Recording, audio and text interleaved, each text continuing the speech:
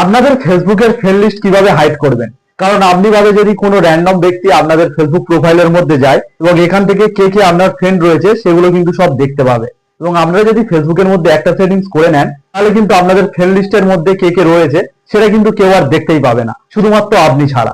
তো এই সেটিংসটা আপনারা কিভাবে করবেন চলুন তা দেখে নেওয়া যাক। তো এর জন্য সবার প্রথমে এখানে যে তিনটে লাইন রয়েছে এই তিনটে লাইনে আপনাদেরকে ক্লিক করতে হবে।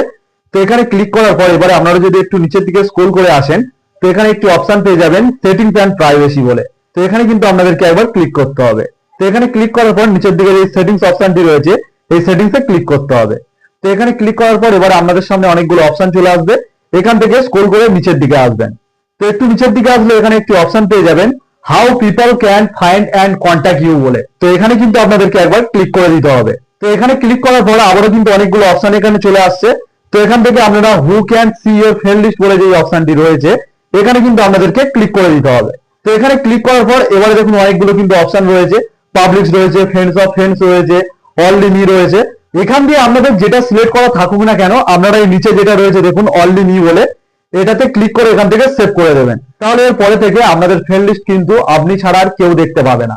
তো কেমন লাগলো আজকের ভিডিওটি যদি হেল্পফুল হয় অবশ্যই একটি লাইক করে দেবেন আর এরকম ভিডিও পেতে আমার চ্যানেলটিকে সাবস্ক্রাইব করে রাখবেন।